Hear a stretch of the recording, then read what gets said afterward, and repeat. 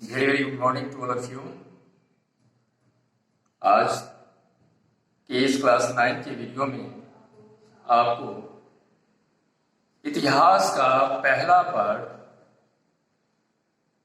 French revolution के बारे में जानकारी दी जाएगी।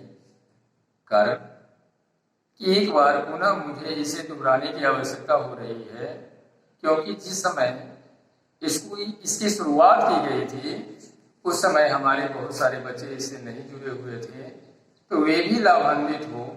इस कारण एक बार आपके समक्ष पुनः इतिहास का पहला पार्ट द फ्रेंच रिवॉल्यूशन आपके समक्ष रखा जा रहा है।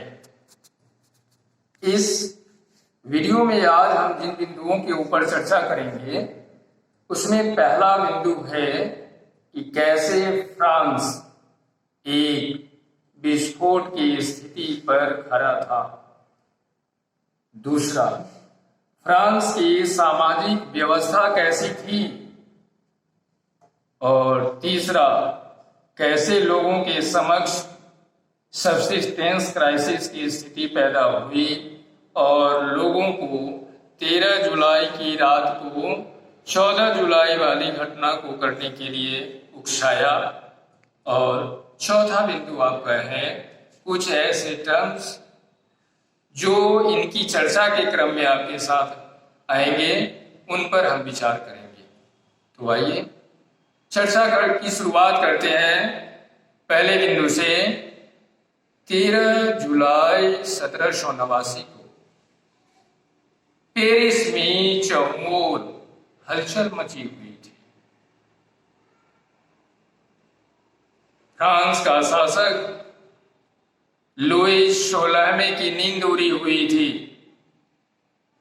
इस रात पेरिस की आम जनता ने लोगों का एक समूह बनाया, जो समूह एक सशस्त्र विद्रोह के लिए तैयार किया गया था, जो मिलिशिया के नाम से जाना गया। यह मिलिशिया 14 जुलाई 1789 को फ्रांस की राजधानी पेरिस के पूर्व दिशा में स्थित एक निरंकुश राजतंत्र का प्रतीक बास्तिल का किला था। लगभग 1000 लोगों का यह जत्था, जो मिलिशिया के नाम से जानी गई, बास्तिल की ओर प्रस्थान किया। यह जत्था बास्तिल के किले पर पहुंचे और पहुंचने के बाद देखते देखते बास्तिल के किले को नेस्तनाबूद कर दिया, उसे खाक में मिला दिया।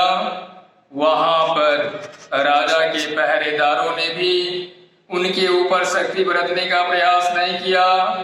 जितने भी लोग राजनैतिक कैदी बनाकर इस किले में रखे गए थे उन्हें मुक्त कर लिया गया, और इसके मुक्त होते ही और बास्तिल का किला, जो निरंकुशवाद का प्रतीक था, उसके ध्वस्त होते ही फ्रांस की क्रांति की शुरुआत हो गई। बास्तिल के किले को, एक एक कण को, एक एक टुकड़े को पूरे फ्रांस में बिछा दिया गया, और यह दर्शाने के लिए कि फ्रांस की जनता ने फ्रांस की निरंकुशवाद शासन प्रणाली को पैरों तले रौ दिया है। अब आइए यह पेरिस की घटना घटी क्यों, इस पर हम विचार करते हैं। तो इसके मूल में हमें जाना होगा, और जाने के लिए हमें उस समय की फ्रांसीसी समाज को समझना होगा।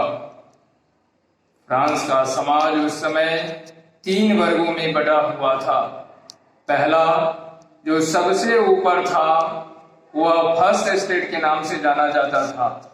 इस फर्स्ट एस्टेट में वैसे लोगों का समूह था जो धर्म कर्म से संबंधित क्रियाकलापों में विश्वास रखते थे। ये थे प्रीस्ट, नन और अन्य जो आध्यात्मिक क्रियाकलापों से संबंध रखने वाले थे। इनको हर तरह की राजनैतिक या शासन से संबंधित बंदिशों से छूट मिली हुई थी।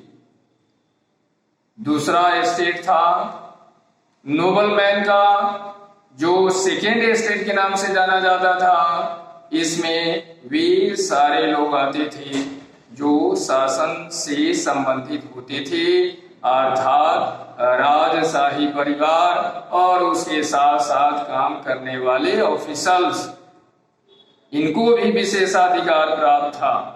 फर्स्ट एस्टेट वालों की तरह इनको भी हर तरह की बंदिशों से मुक्ति मिली हुई थी और इसके साथ साथ इन दोनों एस्टेट को विशेषाधिकार भी मिला हुआ था। वे अपने व्यापक अधिकारों का उपयोग करते थे जिससे वहां की आम जनता के ऊपर नकारात्मक प्रभाव पड़ता था और वहां की जनता इनके द्वारा किए गए क्रियाकलापों से त्राहि त्राहि कर रही थी।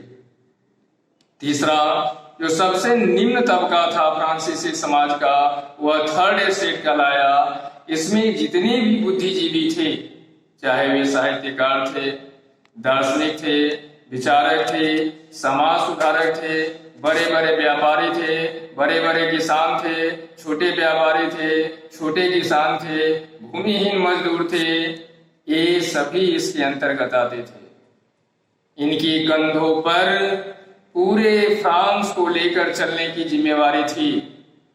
इस जिम्मेवारी के कारण इनके कंधों पर इतना बोझ आ गया फ्रांस का कि वे बोझ तले दब गए और दबते चले गए और उनका जीवन कठिनाइयों से पूर्ण होता चला गया। कठिनाइयां उनके जीवन में समाती चली गई और एक स्थिति ऐसी आई कि उनके अंदर जीने मरने की स्थिति पैदा हो गई। इसी जीने मरने की स्थिति ने 14 जुलाई 1789 वाली घटना को जन्म दिया। सरकार की अनदेखी के कारण यहाँ की आम जनता के अंदर भोजन से संबंधित समस्या पैदा हो गई, फसलें बर्बाद हो गई, उत्पादन में गिरावट आई। सरकार के द्वारा किसानों को कृषि करने के लिए किसी भी प्रकार की सुविधाएं मुहैया नहीं कराई गई। नतीजतन किसानों ने खेती करना छोड़ दिया और इसके पश्चात वहां ऐसी स्थिति आई कि भुखमरी की स्थिति पैदा हो गई और इसी भुखमरी की स्थिति ने फ्रांस की क्रांति को जन्म दिया। इसके ऊपर थोपे जाने वाले कर के रूप में टैक्स से टैली थे। टैक्स जो था वह क्लर्जी के द्वारा वसूला जाता था और टैली जो है वह नोबल के द्वारा वसूला जाता था। लिब्रे जो थी वह वहां की मुद्रा थी जो उस समय प्रचलन में थी। तो आज के लिए इतना ही, फिर अगली वीडियो में क्रमशः इसी को हम जानेंगे कि कैसे इसने फ्रांसीसी क्रांति को लाने में इसका पॉलिटिकल कारण, इसका आर्थिक कारण और क्या क्या थे। अगली वीडियो में जानेंगे। धन्यवाद।